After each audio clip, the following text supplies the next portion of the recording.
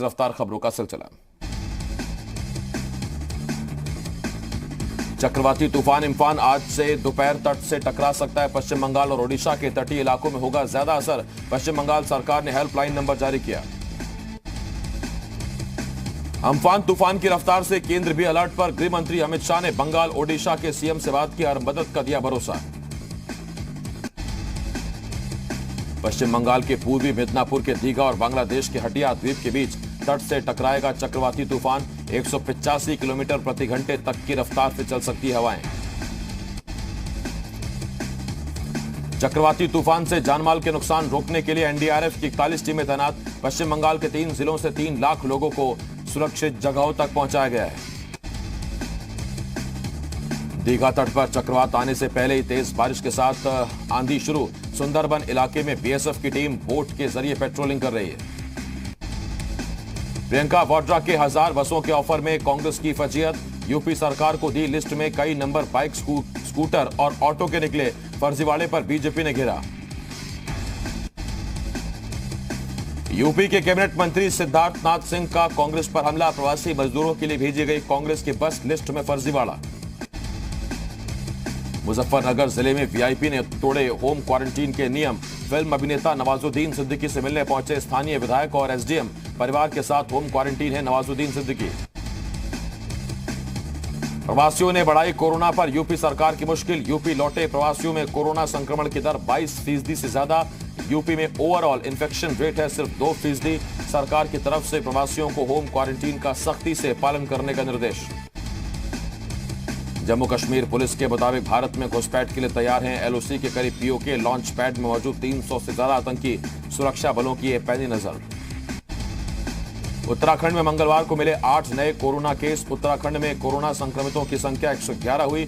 राज्य का doubling rate घटकर 12 दिन हुआ। दफ्तरों को लेकर स्वास्थ्य मंत्रालय ने की गाइडलाइन। 2 लोगों में 1 मीटर की दूरी जरूरी।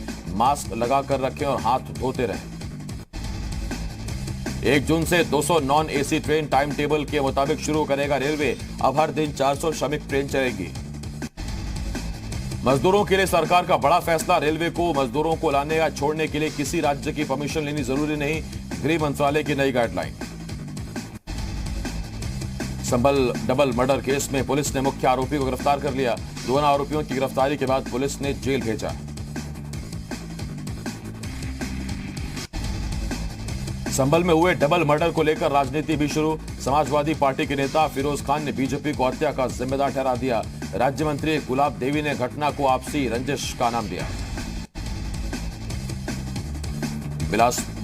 बलरामपुर में पुलिस ने बड़ी संख्या में कार्रवाई करते हुए क्वारंटीन नियमों का उल्लंघन करने वाले लोगों पर मुकदमा दर्ज किया। मुंबई और गुजरात के रेड जोन से पहुंचे प्रवासी मजदूर। प्रशासन ने ग्राम स्तर पर निगरानी समिति का गठन किया।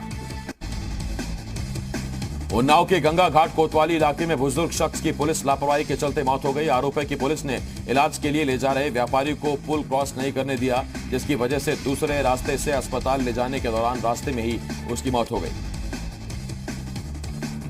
रामपुर में एक साथ नए 12 कोरोना केस मिलने के बाद हड़कंप मच गया, जिसके बाद यहां कोरोना संक्रमितों की संख्या 61 तक पहुंच गई है। ये सभी लोग प्रवासी बताए जा रहे हैं और बाहर से आए।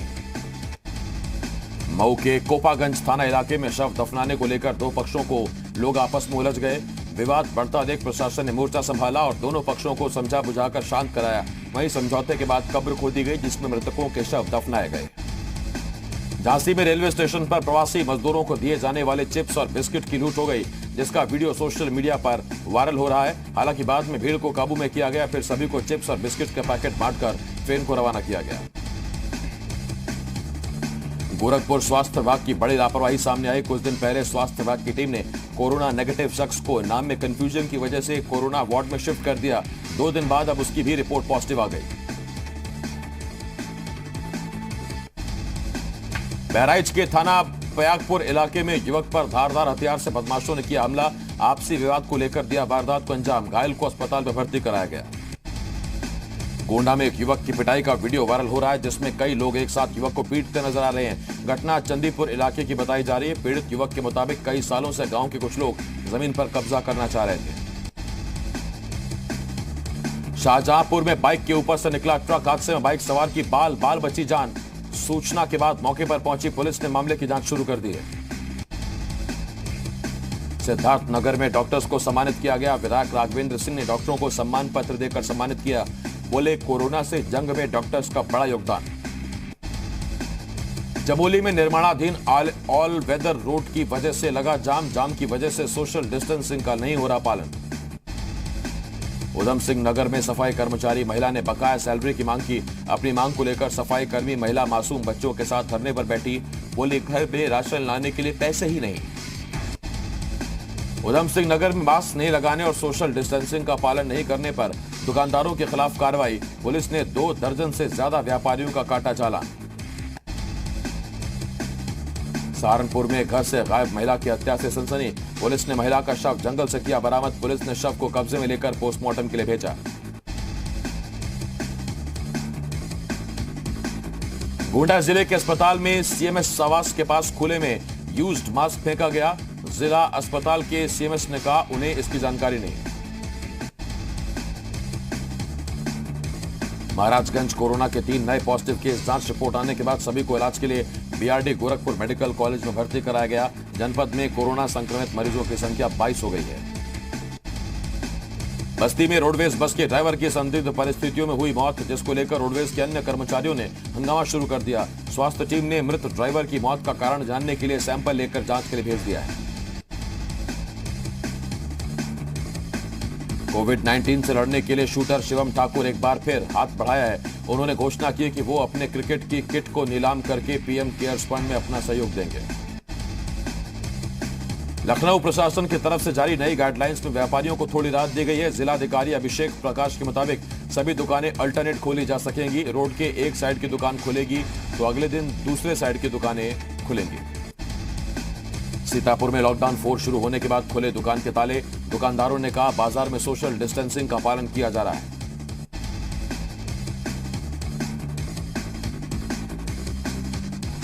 अमरोहा में तरबूज को लेकर हुई मारपीट। सूचना के बाद मौके पर पहुंची पुलिस ने दोनों के खिलाफ शांति भंग करने के आरोप में मुकदमा दर्ज किया। हरिद्वार में एक साथ खड़ी 2 कारों में अचानक आग लगने से हड़कंप मच गया। खाली प्लॉट में खड़ी ये दोनों कारें देखते ही देखते आग के गोले में बदल गई। घटना जिले के रानीपुर मोड़ कॉलोनी की है। गाड़ी के नीचे पड़े कूड़े की वजह से आग होने की आशंका जताई जा रही है। सहारनपुर में 3 ट्रांसफार्मर में लगी आग। एक ही जगह पर रखे थे तीनों ट्रांसफार्मर। थाना नागल क्षेत्र के बझेड़ी कोली का मामला।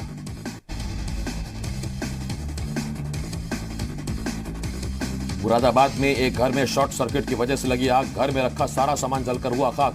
ग्रामीणों ने आग पर पाया काबू। प्रशासन से मदद की अपील की।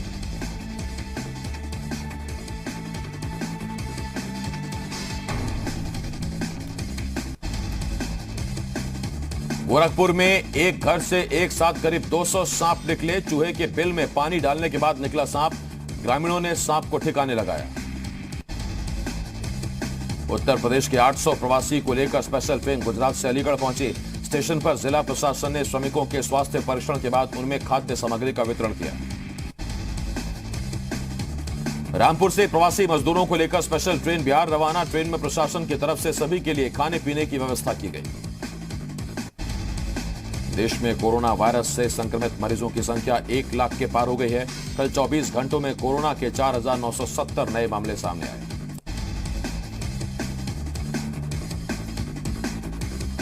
कोरोना से अब तक 3,163 लोगों की मौत हो चुकी है। कोरोना के 39,174 मरीज इलाज से ठीक भी हुए हैं। देश में कोरोना के मामले लगातार बढ़ रहे हैं। केंद्रीय स्वास्थ्य मंत्रालय के मुताबिक भारत में 1 लाख की आबादी पर कोरोना से 0.2 मौत हो रही है, जबकि दुनिया में इतनी आबादी पर 4.1 मौतें हो रही हैं। स्वास्थ्य मंत्रालय ने दफ्तरों के लिए नई गाइडलाइन जारी की। दफ्तर में कर्मचारियों के बीच दूरी बनाए रखना जरूरी। बैठने की व्यवस्था और बात करने के लिए 1 मीटर की दूरी जरूरी होगी।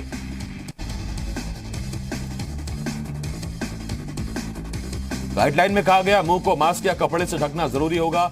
बीमार होने पर लोकल प्रशासन को सूचित करना अनिवार्य। अगर किसी दफ्तर में कोरोना का केस मिलता है तो पिछले 48 घंटे में जहां जहां संक्रमित व्यक्ति गया होगा उसे डिसइंफेक्ट करना जरूरी होगा। किसी ऑफिस या बिल्डिंग में कोरोना के कई केस मिलने पर पूरे दफ्तर को 48 घंटे के लिए सील किया जाएगा। जब तक उस ऑफिस को डिसइंफेक्ट कर सुरक्षित घोषित नहीं किया जाता तब तक सभी को वर्क फ्रॉम होम करना होगा। मजदूरों को घर पहुंचाने के लिए मोदी सरकार का बड़ा फैसला। मजदूरों को घर पहुंचाने के लिए रेलवे को अब किसी भी राज्य से अनुमति की जरूरत नहीं पड़ेगी। 1 मई को जारी किया सर्कुलर गृह मंत्रालय ने अब वापस ले लिया है। 1 मई को गृह मंत्रालय ने सर्कुलर जारी कर कहा था कि श्रमिक ट्रेनों के संचालन के लिए राज्यों से मंजूरी लेना जरूरी होगा। गृह मंत्रालय के नए आदेश के बाद रेलवे अब सीधे उस राज्य में लोगों को लेकर जा सकता है जहां श्रमिकों को जाना है। भारतीय रेल ने 19 दिनों के अंदर 1595 श्रमिक स्पेशल ट्रेन से 21 लाख से ज्यादा मजदूरों को उनके गृह राज्य तक पहुंचाया। अमेरिका के राष्ट्रपति डोनाल्ड ट्रंप ने विश्व स्वास्थ्य संगठन को चीन की कठपुतली बताया। ट्रंप का आरोप, WHO ने बेहद खराब काम किया। डोनाल्ड ट्रंप ने WHO को 4 पेज की चिट्ठी लिखी। 30 दिन के अंदर वास्तविक सुधार नहीं करने पर फंडिंग होगी बंद।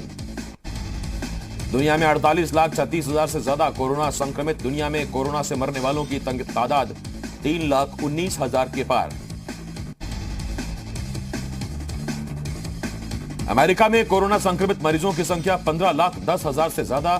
कोरोना से मरने वालों की संख्या 90,000 से ऊपर पहुंची। ब्रिटेन में कोरोना से अब तक 34,876 लोगों की मौत। इटली में 32,007 लोगों ने तोड़ा दम। कश्मीर में आतंकियों के खिलाफ सुरक्षा बलों को मिली बड़ी कामयाबी। श्रीनगर में सुरक्षा बलों ने हिजबुल कमांडर जुनैद सहराई समेत 2 आतंकियों को मार गिराया। मारा गया हिजबुल कमांडर तहरीके हुर्रियत के चेयरमैन मोहम्मद अशरफ सहराई का बेटा था। एनकाउंटर में मारा गया दूसरा आतंकी तारिक पुलवामा और शोपिया में एक्टिव था। आतंकियों की मौत के बाद पुलवामा में एहतियात के तौर पर कर्फ्यू लगाया गया। जम्मू कश्मीर में इस साल जनवरी से अब तक 73 आतंकी मारे गए। जम्मू कश्मीर में नई डोमिसाइल नीति लागू। अब पाकिस्तान से आकर बसे शरणार्थियों का इंतजार खत्म होगा। डोमिसाइल नियमों की अधिसूचना के मुताबिक पाकिस्तान से आए शरणार्थियों को भी निवास, नौकरी समेत सभी अधिकार मिलेंगे। नई डोमिसाइल नीति के मुताबिक 15 सालों से जम्मू कश्मीर में रहने वाले लोग घर खरीद पाएंगे। वाल्मीकि समाज जम्मू कश्मीर के स्थायी निवासी कहलाएंगे। नई डोमिसाइल नीति से जम्मू कश्मीर के वाल्मीकि समाज के लोग पंचायत चुनाव में हिस्सा ले पाएंगे। राज्य के बाहर शादी करने वाली महिलाओं को भी फायदा मिलेगा।